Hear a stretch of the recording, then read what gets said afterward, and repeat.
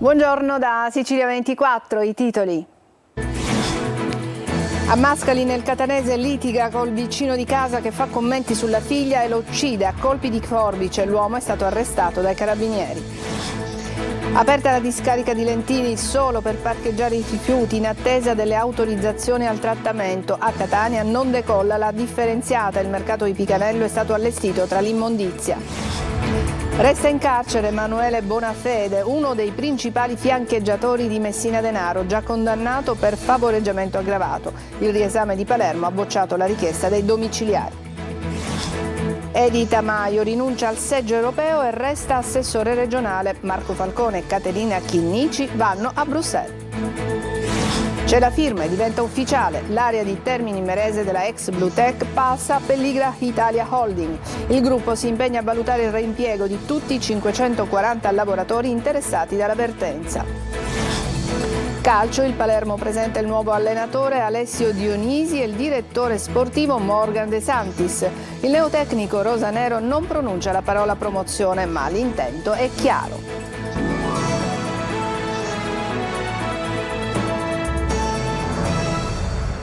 Bentrovati in apertura. L'omicidio è avvenuto ieri a Mascali, dove un uomo ha ucciso il vicino di casa con delle forbici. L'assassino è un uomo di 41 anni che è stato arrestato nel marsupio, aveva ancora le forbici utilizzate per l'aggressione. Luca Ciliberti. Uccide il vicino di casa che aveva messo in dubbio l'onorabilità della figlia. Un 41enne, Antonio Raciti, è stato ferito mortalmente a Mascali, nel catanese, durante una lite nella centralissima via Roma, intorno all'ora di pranzo. L'aggressore, Giampiero Blanco, 48 anni, lo ha colpito alla gola e al torace con delle forbici, procurandogli delle lesioni gravissime e una vasta emorragia, prima di fuggire via. Sul posto sono arrivati immediatamente i carabinieri e i sanitari del 118, allertati da alcuni passanti che hanno assistito alla scena. L'uomo ferito è deceduto poco dopo nell'ospedale di Giarre. L'assassino invece è stato arrestato dai carabinieri, che lo hanno trovato in casa, dove si era barricato con la maglietta ancora sporca di sangue e un marsupio che conteneva le forbici utilizzate per l'aggressione. La lite probabilmente è scaturita dopo alcuni commenti che la vittima avrebbe rivolto all'omicida sulla onorabilità della propria figlia. In particolare quest'ultimo sarebbe stato accusato di non essere un buon padre a causa delle amicizie della ragazza, una 22enne studentessa fuori sede. La Procura di Catania ha disposto il trasferimento dell'arrestato in carcere e l'autopsia, che sarà eseguita domani. Sul posto anche i carabinieri della sezione investigazioni scientifiche per tutti i rilievi del caso. È ripartita la raccolta della spazzatura nei comuni della Sicilia orientale, ma nella discarica di Lentini i rifiuti vengono solo parcheggiati senza essere trattati. Sono state individuate con l'ordinanza bis di Schifani altre 2 aree per l'indifferenziato. Maglio Viola. Riparte la raccolta dei rifiuti in quasi 200 comuni della Sicilia centro-orientale, andati in emergenza con la chiusura della discarica di Lentini. È stata necessaria una seconda ordinanza da parte del presidente Schifani per far ripartire la raccolta. Da ieri sera i camion conferiscono in 2 piazzali individuati per l'imbancamento dei rifiuti indifferenziati. Queste aree consentiranno di conferire per circa 20 giorni. Al tempo stesso vengono svuotate le biocelle che serviranno ad ospitare quella parte di rifiuti che sarebbe a rischio incendio o produzione di percolato con il caldo. In questo modo sono state superate le obiezioni dei commissari giudiziari della discarica. Ieri il mancato avvio della raccolta aveva mandato su tutte le furie il governatore. Una giornata convulsa di interlocuzioni fra Palermo e Catania, con i commissari a colloquio col magistrato di sorveglianza e poi vertici su vertici fino a quello risolutivo in prefettura. L'ordinanza è stata così modificata solo per un aspetto tecnico e questo ha permesso di far ripartire il sistema. La coda di mezzi che devono scaricare è comunque lunga e serviranno giorni per tornare alla normalità della raccolta. In questi 20 giorni di abbancamento inoltre bisognerà correre per ottenere le autorizzazioni ambientali necessarie all'impianto TMB della Oikos, senza il quale non è possibile trattare i rifiuti. Serve un visto di impatto ambientale della città metropolitana di Catania e uno della regione. Ieri, sopralluogo dell'ARPA, l'Agenzia per l'Ambiente, ci sarà tanto lavoro da fare prima che tutto torni veramente in regola. L'emergenza è tamponata ma non superata. Riaperta dunque la discarica di Lentini, seppur, come abbiamo sentito, con una soluzione ponte, restano molti nodi da sciogliere. A Catania lento il ritorno alla normalità, in alcuni quartieri regna l'anarchia. Siamo andati a vedere la situazione nel mercato rionale di Picanello. Tonino De Mana. Vecchie abitudini dure a morire come quella di non differenziare la spazzatura sono purtroppo visibili in realtà come San Giorgio e Picanello, sedi anche di storici mercati rionali e storiche criticità. Da queste parti gli appelli di Trantino cadono nel vuoto, rendendo vani gli sforzi dell'amministrazione comunale. Si apre la tenda e cosa succede? Ecco cosa succede. C'è la bella vista, ogni settimana c'è questo casino. È difficile anche per noi documentare che dietro alle bancarelle dove si vendono generi alimentari si trovino montagne di immondizia. Da un lato formaggi e salumi, dall'altro il pesce. Tra i due camion parcheggiati, guardate cosa si trova alle mie spalle. Alzo il telone rosso e dietro una maxi discarica di rifiuti. Generoso l'intervento del presidente della seconda municipalità Carnazza che su indicazione del sindaco Trantino ha girato in lungo ed in largo tra gli operatori per distribuire sacchetti e volantini. Come fai a dire non montare quando hanno già fatto la spesa nei mercati ittici o agroalimentari? Formaggi e spazzatura vanno d'accordo. Nonostante i tanti incivili c'è voglia però di cambiare rotta. Io so come si fa la raccolta differenziata, poiché abitando a Pedara, ma penso che Catania, essendo città, prima o poi riusciranno anche i catanesi a imparare a fare la raccolta differenziata. Io sono sicuro e fiducioso. Dobbiamo differenziare tutti e vogliamo Catania più pulita. All'esterno del mercato, sempre a Picanello, altre 2 cartoline di ordinario degrado. Mobili, porte, divani in strada e montagne di spazzatura all'altezza della fermata AMT in via Duca degli Abruzzi. In quest'ultimo caso il passaggio del bus 530 rappresenterebbe l'unica salvezza.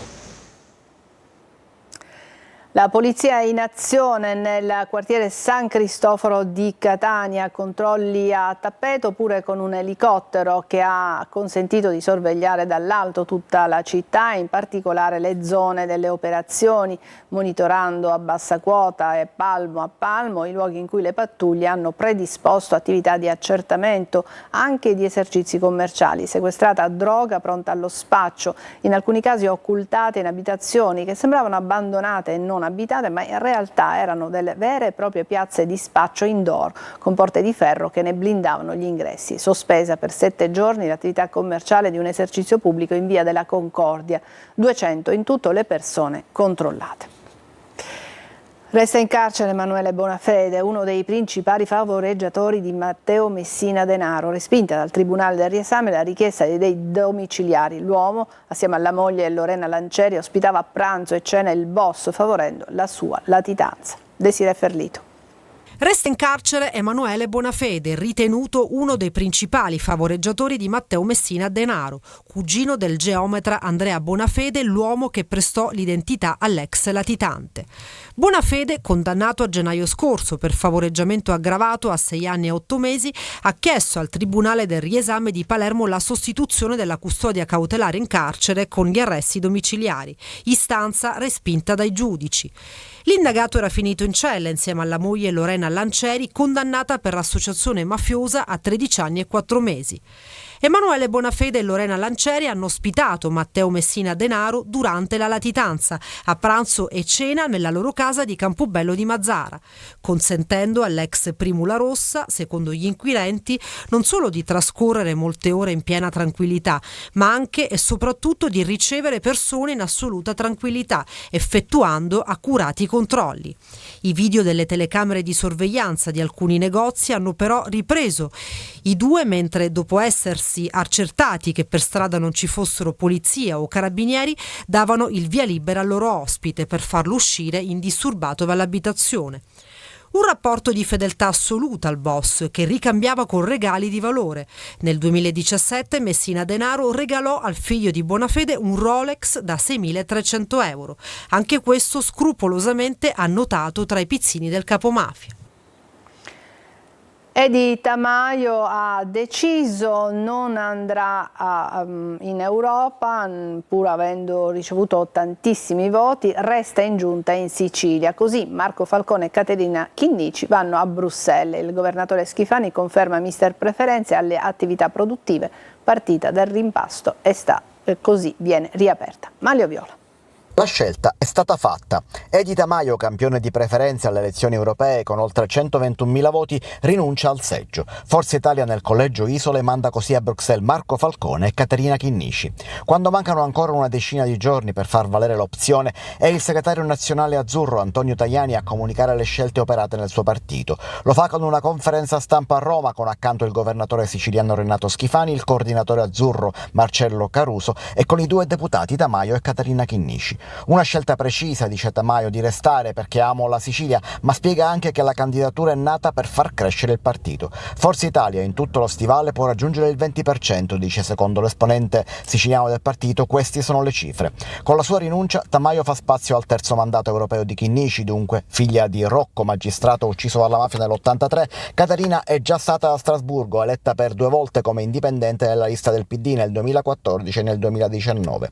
Dopo la sfida per la guida della regione siciliana, vinta però da Renato Schifani, nel 2023 ha annunciato il passaggio a Forza Italia. Alle europee di giugno è stata comunque prima dei non eletti con 93.000 preferenze. Non è detto però che Caterina Chinnici compia per intero il suo mandato europeo. Forza Italia potrebbe indicarla fra i 4 componenti di nomina parlamentare alla Corte Costituzionale dopo la scadenza di fine anno. E questo aprirebbe la strada a quello che diventa il primo dei non eletti adesso, Massimo Dell'Utri di Noi Moderati, e potrebbe quindi semplificare l'altra strada, quella in vista del rimpasto nel governo Schifani.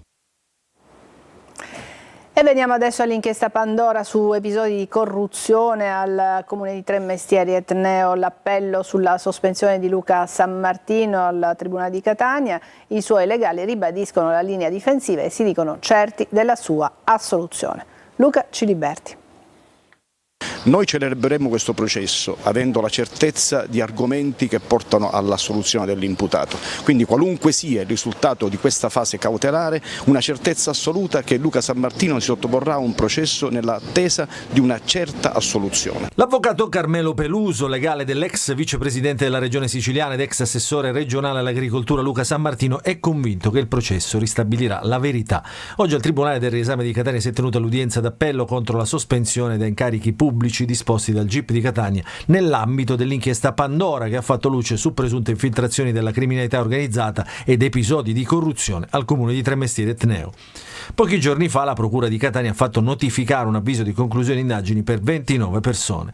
Il deputato regionale Luca Sammartino è indagato per 2 presunti casi di corruzione. Il primo è di aver favorito il proprietario di una farmacia a Tremestieri Etneo impegnandosi nell'impedire l'apertura a un suo concorrente e in cambio avrebbe ottenuto l'appoggio elettorale per la sua candidata alle europee nel 2019. Caterina Chinnici, poi eletta e ora in Forza Italia, totalmente estranea all'inchiesta. Abbiamo ribadito sia la impossibilità di tenere sussistente un concorso di Luca Sammartino in eventuali accordi corruttivi presi da terzi. Abbiamo ribadito come le attività del Comune di Tremestieri Etneo siano state attività vincolate, dovute e non discrezionali, per cui qualunque cosa è stata posta in essere nella vicenda delle farmacie è frutto di un percorso tecnico corretto ed esatto. Il secondo caso riguarda 2 carabinieri del nucleo di polizia giudiziaria della Procura, uno in servizio e l'altro in aspettativa, che avrebbero fornito notizie su eventuali indagini nei suoi confronti e bonificato da eventuali cimici la sede della sua segreteria. E sulle intercettazioni abbiamo evidenziato come le intercettazioni mettono in maniera molto chiara la posizione di Sammartino come colui che ha soltanto veicolato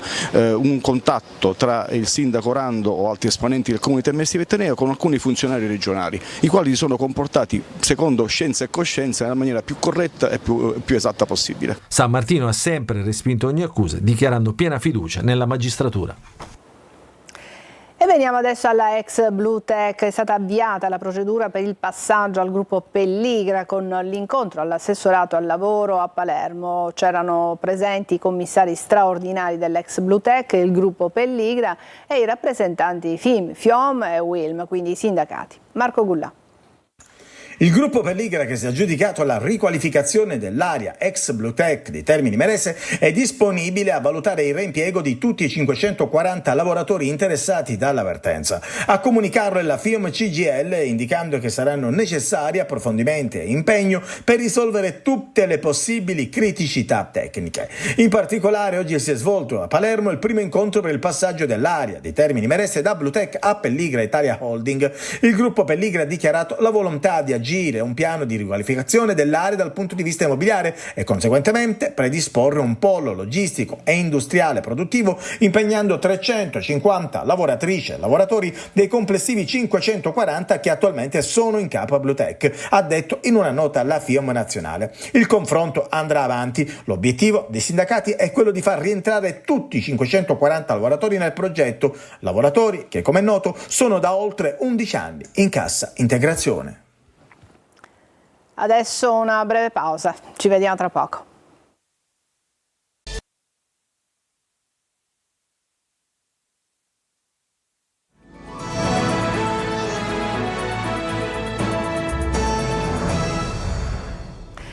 Nel quartiere di San Cristoforo a Catania c'era una casa del crack. 4 spacciatori sono stati arrestati dai carabinieri che le hanno sorpresi in un appartamento del popolare quartiere protetto da telecamere che utilizzavano come base logistica per lo spaccio della droga. Sono 3 italiani, un 39enne, un 34enne, un 23enne e un 41enne bengalese. L'autorità giudiziaria ha convalidato l'arresto e disposto la misura della custodia cautelare in carcere.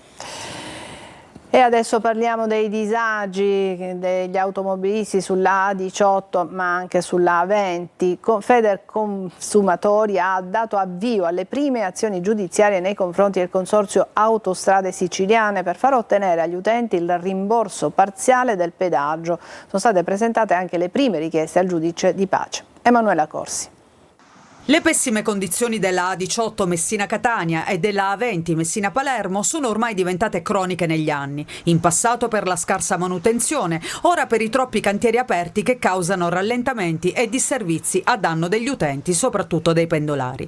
Queste condizioni, secondo Federconsumatori Messina, non giustificano quindi il pagamento del pedaggio nella misura applicata dal CAS, Consorzio per le Autostrade Siciliane, che gestisce le 2 infrastrutture. Pertanto gli automobilisti hanno diritto ad un rimborso.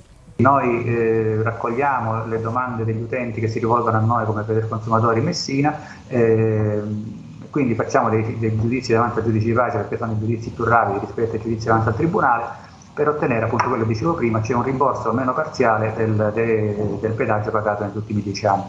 Noi dobbiamo considerare che gli utenti utilizzano l'autostrada proprio per avere una percorribilità più rapida. Se questo vantaggio non esiste perché le condizioni dell'autostrada non consentono una percorribilità ordinaria, è chiaro che il pedaggio non corrisponde alla qualità dei servizi e quindi va rimborsato almeno parzialmente. Autostrade per l'Italia, che gestisce in concessione da nord a sud circa 3.000 km di rete, da qualche anno ha attivato una modalità di rimborso automatico al casello per gli utenti in caso di disservizi. Nel caso in cui un tratto autostradale è interessato da lavori che ne limitano la percorribilità ordinaria, all'uscita dal tratto autostradale il pedaggio viene automaticamente ridotto. E in Sicilia? Il Consorzio Autostrade non è in condizione, come ha dimostrato anche in sede di audizione davanti all'antitrust, di attivare questa forma di rimborso automatico che ha attivato invece l'Autostrade per l'Italia, per cui gli utenti non resta che agire davanti all'autorità giudiziaria per ottenere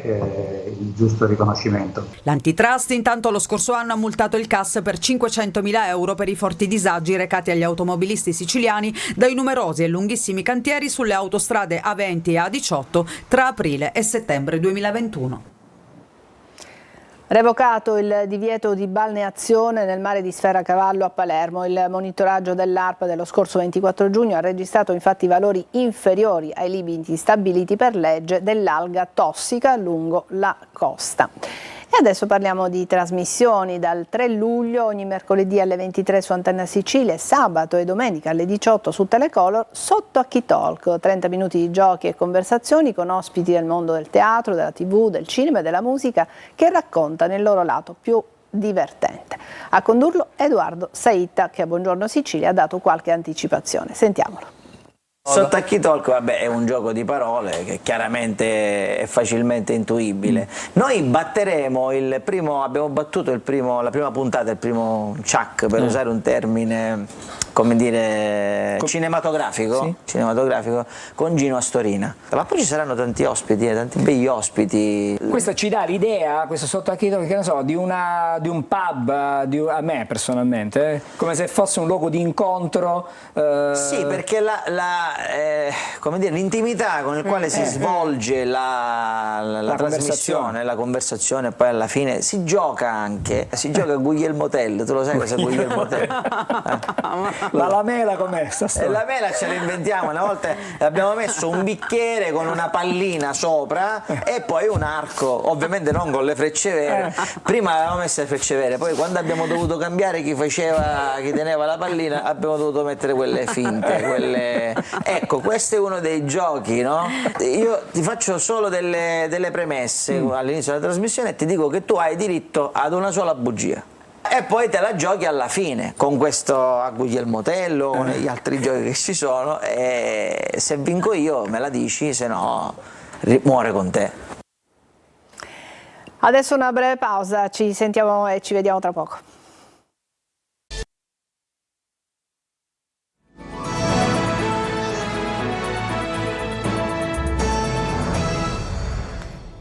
Ed eccoci al calcio, andiamo in casa Palermo. Ieri le prime parole da Rosa Nero per l'allenatore Alessio Dionisi e il direttore sportivo Morgan De Santis. Sentiamole. Oggi è iniziata ufficialmente la nuova stagione del Palermo. Prime parole da Rosanero per l'allenatore Alessio Dionisi e il direttore sportivo Morgan De Santis. Obiettivo promozione in Serie A, anche se entrambi non si sbilanciano e dicono comunque di voler essere all'altezza della situazione. Sento profondamente la responsabilità e l'orgoglio di occupare un ruolo delicato all'interno dell'area sportiva. Ce la metteremo tutta per fare in modo che i tifosi possano essere orgogliosi e soprattutto rispetto a quello che è il CFG di soddisfare e di mantenere un livello che non solo nel Palermo ma in tutte le squadre che rappresentano il gruppo c'è sempre stato dall'inizio della loro storia. Alessio Dionisi, dopo 3 anni di Serie A con il Sassuolo, ha deciso di scendere di categoria e alla domanda se lo ritiene un passo indietro, questa è la sua risposta. Ho fatto un passo indietro per farne 3 in avanti, ho accettato con grande entusiasmo dal primo momento, dalla prima volta che ci siamo incontrati, è da un po' di tempo che ci incontriamo e poi ovviamente i matrimoni si fanno in 2, non solo con una firma di un contratto, ma soprattutto con la volontà, perché credo che un allenatore del Palermo l'avrebbe trovato comunque e probabilmente nel mio futuro una squadra sarebbe stata, quindi bisogna volerle le cose per poi essere uniti nei momenti che contano. La parola promozione non viene pronunciata, ma l'obiettivo non può che essere quello. Non solo nei risultati, nella costruzione, nella programmazione, dobbiamo continuare, vogliamo migliorarci su quello che è già stato fatto. Poi saremo all'altezza delle aspettative, la speranza è quella, poi se volete alzare l'asticella al massimo fatelo. Ci fermiamo qui, è tutto per questa edizione di Sicilia 24, prossimo appuntamento alle 14. Grazie per averci seguito, buona giornata.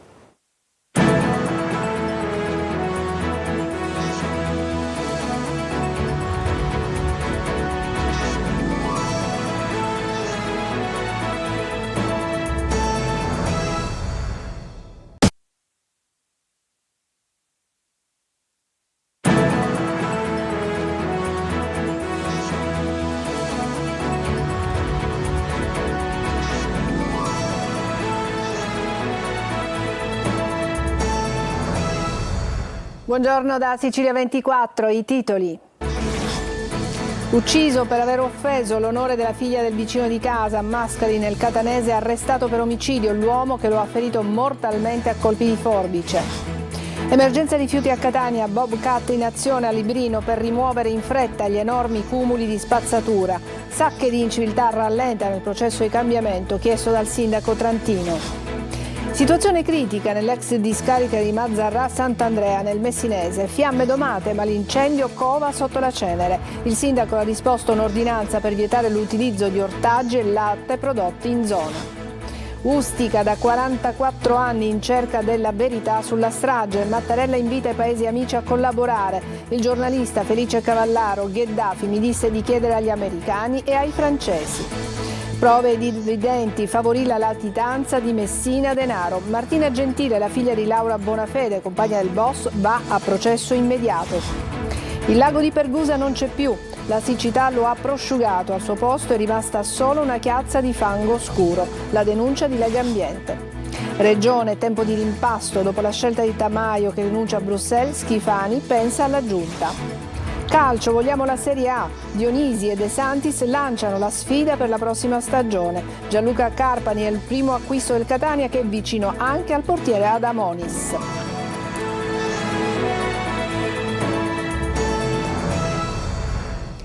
Bentrovati, la cronaca ci porta a Mascali nel Catanese. Non sei un buon padre, guarda le amicizie di tua figlia. Questa è la frase pronunciata da un uomo di 41 anni che gli è costata la vita. A ucciderlo un vicino di casa che ha afferrato le forbici e lo ha colpito alla gola, convinto di difendere così l'onore della figlia. Desiree Ferlito. Un'offesa all'onore della figlia che la vittima avrebbe rivolta all'omicida. L'uomo, in preda a un raptus di rabbia, accoltella il rivale con le forbici. È il movente dell'omicidio di Antonino Raciti, il 41enne accoltellato a Mascali in provincia di Catania da un vicino di casa. Non sei un buon padre, secondo la ricostruzione degli inquirenti, la frase di Raciti. Un'insinuazione a cui l'omicida Giampiero Blanco non avrebbe retto, accusato di essere responsabile delle cattive frequentazioni della figlia, una studentessa 22enne. I due vicini di casa si conoscevano da tempo, si incontrano il giorno prima del delitto, iniziano i dissapori, per poi rivedersi l'indomani nuovamente in via Roma a Mascali per riprendere lo screzio interrotto il giorno prima. Volano parole grosse sull'onore della figlia, fino al tragico epilogo. Blanco afferra le forbici che aveva portato con sé da casa e in uno scatto di ira colpisce al torace e al collo il 41enne, provocandogli gravissime lesioni e una vasta emorragia che non gli ha lasciato scampo. L'uomo, trasportato già privo di sensi all'ospedale di Giarre, è deceduto poco dopo. Blanco, che aveva precedenti per porto abusivo di armi, è stato condotto in carcere a Catania con l'accusa di omicidio. Gli inquirenti lo hanno trovato in casa con la maglietta ancora zuppa di sangue. E veniamo adesso all'emergenza rifiuti. È in corso la raccolta di tonnellate di spazzatura a Librino, nel quartiere di Catania. Si cerca di recuperare il terreno perduto, ma sacche di inciviltà rallentano il processo di cambiamento auspicato dal sindaco trantino. Tonino De Mana. Caricano tonnellate e tonnellate di spazzatura e per fare prima utilizzano ruspe e bobcat che non si fermano un attimo. L'emergenza rifiuti, in cui sono piombati Catania ed altri 200 comuni della Sicilia orientale, richiedono un lavoro straordinario per cercare di liberare le strade dall'incubo immondizia. Autocompattatori che fanno la spola con la discarica di Lentini. Qui siamo sul viale Grimaldi a Librino ed in mezz'ora il mezzo che vedete è stato riempito. Da queste parti, così come nella vicina San Giorgio, gli appelli del sindaco trantino non sono stati recepiti, segno evidente che in molti ancora si ostinano a non effettuare la raccolta differenziata. Molto più semplice sbarazzarsi del sacchetto dall'auto in transito, come avviene anche sotto gli occhi degli operatori di Ecocar. E mentre le ruspe sono in azione, alcuni residenti tirano un sospiro di sollievo, ma sono già consapevoli che non sarà un intervento definitivo. Adesso la stanno raccogliendo, tra un'ora, 2 ore sarà di nuovo, non dico allo stesso punto, ma quasi. In percentuale, quanto è colpa dei catanesi? 90? Ogni giorno, ogni sera, ogni pomeriggio buttano la spazzatura, non solo la spazzatura, salotti, divani, tutto, di tutto, frigoriferi, di tutto. È capitato mai di dire qualcosa o quantomeno cercare di dire qualcosa a questa gente? Ma come faccio? Sono persone che proprio non ci può ragionare. Non possiamo stare, dobbiamo stare sempre chiusi, con questo caldo non possiamo stare. Poco più giù, a ridosso di Viale del Maggiolino, un'altra ferita attende di essere sanata. A provocarla altri cittadini catanesi che, senza il minimo rispetto delle regole, deturpano l'ambiente, senza ritegno e senza sosta. Fiamme domate a Mazzarà Sant'Andrea, ma l'incendio nella ex discarica cova sotto la cenere. Il sindaco ha disposto un'ordinanza per vietare l'utilizzo di ortaggi e latte prodotti in zona. Francesco Triolo. L'incendio alla ex discarica di Mazara Sant'Andrea è sotto controllo, anche se per il terzo giorno consecutivo continuano ad esserci focolai alimentati soprattutto dai rifiuti. Si chiama incendio covante in gergo tecnico. Oggi i mezzi del Movimento Terra hanno proceduto alle operazioni di smassamento. I vigili del fuoco, anche con il supporto di 2 Canadair, hanno portato l'incendio sotto controllo, anche se i focolai sono presenti in più punti e devono essere raggiunti con i mezzi a terra per spegnerli. Nel frattempo proseguono anche le operazioni di svuotamento delle vasche di accumulo del percolato. Ieri sera a Messina in prefettura è stato fatto il punto della situazione nel corso di una riunione alla presenza dell'assessore regionale all'ambiente e territorio Elena Pagana, di Vigili del Fuoco, Corpo Forestale, sindaci della zona, presenti anche i vertici dell'ARPA che hanno installato l'apparecchiatura per verificare la ricaduta delle diossine sul territorio. Il sindaco di Mazara Sant'Andrea, Carmelo Pietrofitta, intanto ha firmato questa mattina una ordinanza che impone il divieto di utilizzo di ortaggi e latte prodotti nella zona in attesa del risultato delle analisi che l'ARPA sta effettuando. 44 anni fa la strage di Ustica, resta una ferita aperta, ha detto Mattarella, perché una piena verità ancora manca. Il Capo dello Stato invita i paesi amici a collaborare per ristabilire e ricostruire tutta l'intera vicenda. Noi abbiamo sentito il collega Felice Cavallaro, giornalista del Corriere della Sera, che incontrò Gheddafi e al quale chiese notizie di Ustica, della strage. Sentiamo. Si parla sempre di una breccia nel muro di gomma per capire cosa c'è dietro la strage di Ustica. Il punto è che un'indicazione la diede proprio Gheddafi nell'85-86, quando con Tony Zermo della Sicilia andammo insieme con il presidente della regione di allora, Rino Nicolosi, da Gheddafi per recuperare un po' di pescatori che erano stati arrestati. Ma in quella tenda, al centro della Libia, io chiesi a Gheddafi cosa sa della strage di Ustica e lui rispose: lo sanno gli americani, chiedete a loro e ai francesi. Fu la traduzione che fece l'ambasciatore libico a Roma e che stava insieme con noi. È incredibile, ma questa stessa frase l'ha riproposta pochi anni fa in un'intervista alla Repubblica Giuliano Amato. È la stessa frase di Gheddafi. E allora c'è il problema che in quella base della Corsica i francesi hanno visto e probabilmente partecipato a qualcosa che ci hanno nascosto. E l'Italia avrebbe tutto il diritto, come diceva anche Amato, di sapere e di continuare a chiedere soprattutto ai francesi, i cugini più vicini. Per la Procura di Palermo, le prove a carico di Martina Gentile, la donna indagata per aver favorito la latitanza di Messina Denaro, sono evidenti. Si può saltare la fase dell'udienza preliminare e andare direttamente al processo. Laura Spanò. Va a processo immediato, saltando l'udienza preliminare. Martina Gentile. Per la Procura di Palermo sono evidenti le prove a carico dell'insegnante di 32 anni di Campobello di Mazara, che nelle lettere con Matteo Messina Denaro si firmava Tan. La donna, che si trova ai domiciliari dallo scorso dicembre, è indagata per favoreggiamento aggravato e procurata in osservanza della pena, in quanto avrebbe favorito la latitanza di Messina Denaro. A chiedere al GIP il giudizio immediato i PM della DDA di Palermo, Gianluca De Leo e Piero Padova. Gentile è figlia di Laura Bonafede, che fu compagna del boss, arrestata e accusata di associazione mafiosa per aver aiutato il capomafia durante la latitanza, per averne gestito le comunicazioni riservate e per esserne stata la fedele emissaria.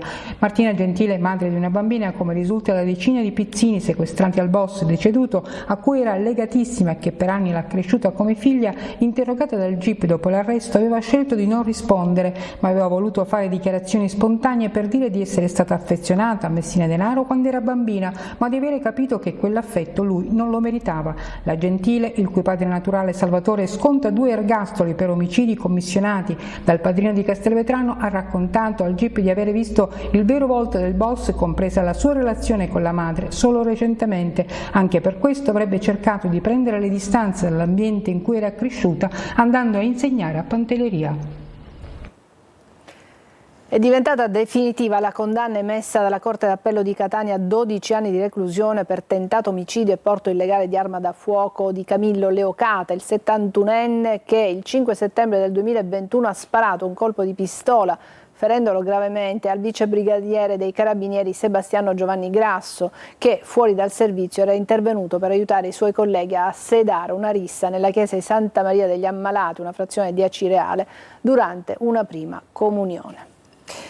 La polizia in azione nel quartiere San Cristoforo di Catania, controlli a tappeto pure con un elicottero che ha consentito di sorvegliare dall'alto tutta la città, in particolare le zone delle operazioni, monitorando a bassa quota e palmo a palmo i luoghi in cui le pattuglie hanno predisposto attività di accertamento, anche di esercizi commerciali. Sequestrata droga pronta allo spaccio, in alcuni casi occultata in abitazioni che sembravano abbandonate e non abitate, ma in realtà erano delle vere e proprie piazze di spaccio indoor con porte di ferro che ne blindavano gli ingressi. Sospesa per 7 giorni l'attività commerciale di un esercizio pubblico in via della Concordia. 200 in totale le persone controllate. Tornato in libertà dopo aver trascorso un periodo di detenzione per reati commessi nei confronti dei genitori, ha ripreso a minacciare di dare fuoco alla casa del padre e della madre per farsi dare dei soldi, e anche l'ex convivente dalla quale aveva avuto una figlia che è ancora piccola. E l'accusa contestata alla Procura di Catania a un pregiudicato di 27 anni che è stato arrestato.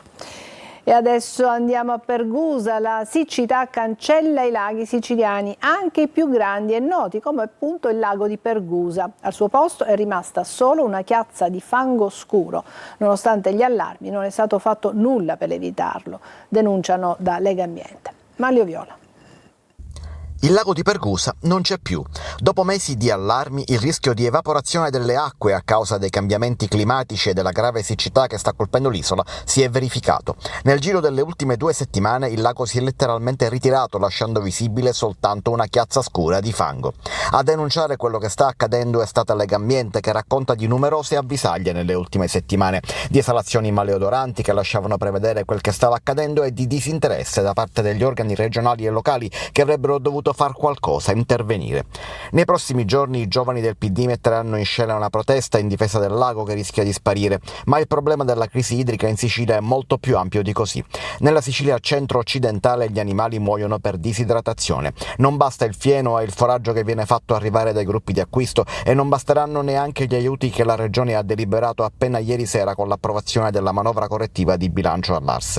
La carenza idrica colpisce la distribuzione nelle abitazioni civili, nell'Agrigentino e nel Lisseno, ma è ben più grave nelle campagne nell'Alto e nel Basso Belice, dalla piana di Catania fino alle campagne che circondano Ibla. Dopo gli animali toccherà alle coltivazioni, e le piogge improvvise di questi giorni non aiutano di certo per la loro caratteristica sporadica e improvvisa. Adesso una breve pausa, ci vediamo tra poco.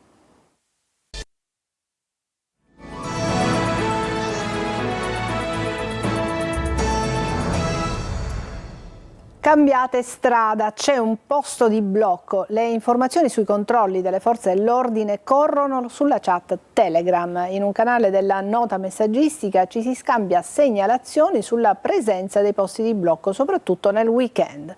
Marco Gullà. Occhio, posto di blocco in via Roma, evitate di passare da lì. Le informazioni sui posti di blocco delle forze dell'ordine a Palermo corrono direttamente su una chat di Telegram. Posti di blocco Palermo, si chiama così e conta circa 200 membri. L'obiettivo ovviamente è quello di evitare di essere fermati dalle pattuglie, soprattutto nel weekend, quando i controlli vengono accentuati. L'etilometro diventa il nemico da evitare, da dribblare, e allora chat come questa diventano alleate di chi vuole guidare sotto effetto di alcol o stupefacenti.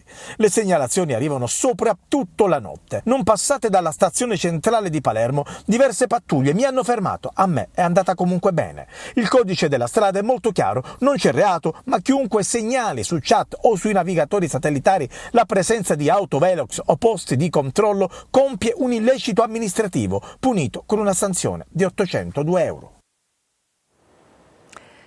La MTS, l'azienda di trasporto pubblico, e il comune di Catania hanno presentato i nuovi assunti, più uomini e mezzi per far rispettare le regole e fronteggiare la sosta selvaggia a Catania. Tonino De Mano.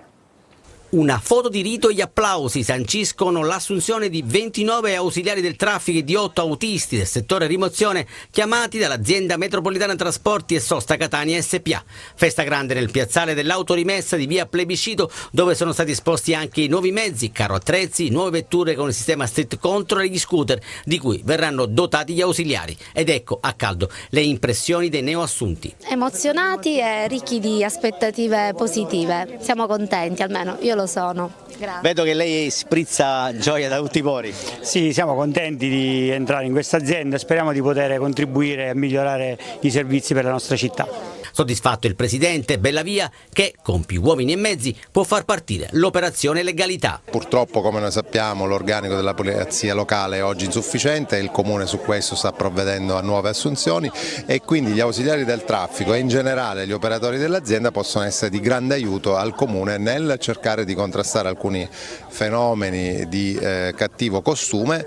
La speranza è di riportare un po' di ordine sulle strade di Catania.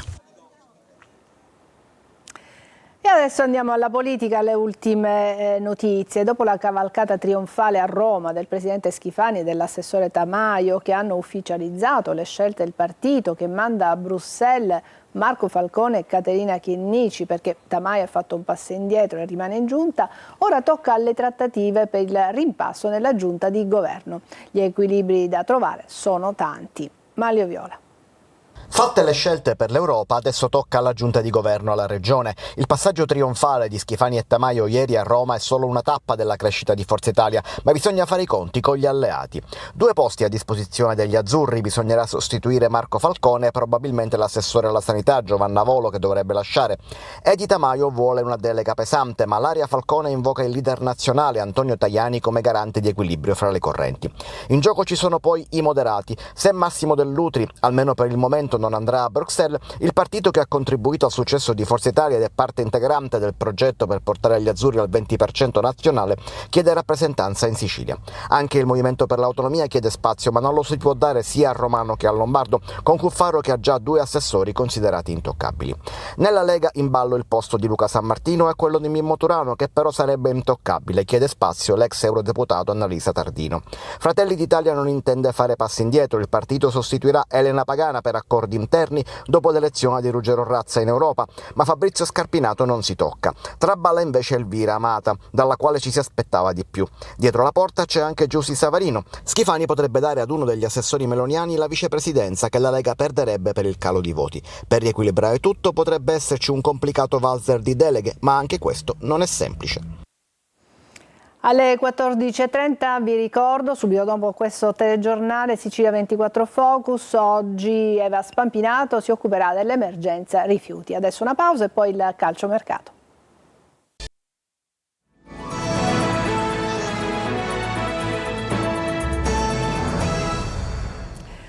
Eccoci al calciomercato. Il Palermo ha le chiavi della nuova stagione con la presentazione alla stampa del nuovo allenatore Alessio Dionisi e direttore sportivo Morgan De Santis. Sono stati accesi i motori del prossimo campionato. Marco Gullà.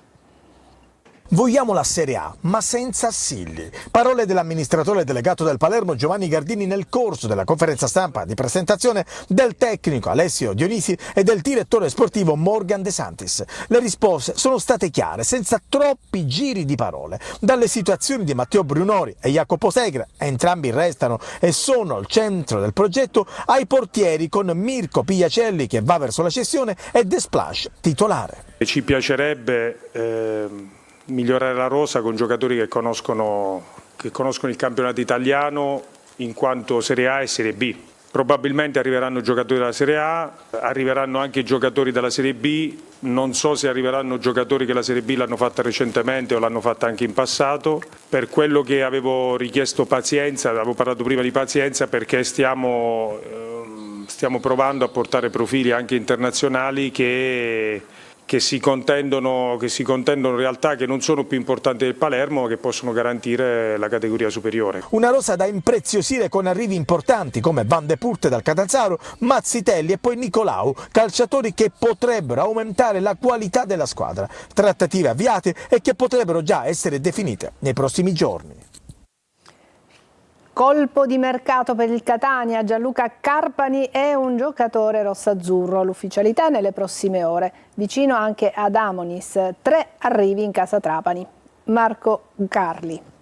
Gianluca Carpani, il Catania si assicura un giocatore che ha fatto vedere le sue qualità e che è adatto al gioco di Toscano. Nato ad Ascoli nel 93, 10 gol e un assist nell'ultima stagione nella Recanatese, mediano ma anche trequartista, 10 reti in campionato per lui anche nella stagione precedente. Insomma, il giocatore nel pieno della carriera è pronto a dare manforte al Catania per i prossimi 2 anni dopo le esperienze con Ascoli, anche in B, Fano e poi Rieti e San Benedettese. L'altro colpo prossimo all'ufficializzazione per il DS Faggiano è quello di Adamonis, portiere della Lazio, che ha giocato a Perugia nell'ultima stagione. Radiomercato dà praticamente per fatta la trattativa con D'Andrea per l'attacco che ha definito con i rossoazzurri sulla base di un triennale. Il Catania che lavora anche sulle partenze. Sono tanti i giocatori che dovrebbero lasciare il club in prestito in via definitiva. La Serie C in attesa della composizione dei gironi che avverrà venerdì e soprattutto del gruppo in cui saranno inserite le 3 under 23, Juve, Atalanta e la novità, il Milan. La suddivisione avverrà tramite sorteggio, le 3 squadre nei prossimi 3 anni ruoteranno nei vari gironi. In casa Messina non si muove foglia se prima non si conosce il futuro societario. A ora è previsto l'incontro fra Sciotto e Modica per ratificare l'accordo trovato e spiegato in conferenza stampa il 13 giugno scorso dall'allenatore. Un biennale per lui. Ai primi di luglio invece Sciotto potrebbe anche definire l'ingresso in società di un gruppo imprenditoriale straniero che potrebbe acquisire la maggioranza delle azioni. In casa Trapani invece si muove tanto, le ambizioni sono parecchie. I Granata hanno chiuso per Fall, attaccante della Giana Erminio, 16 gol nell'ultima stagione, così come per Udo dal Gubbio e per Seculin che difenderà la porta granata. Ci fermiamo qui, è tutto per questa edizione di Sicilia 24. Grazie per averci seguito, buon pomeriggio.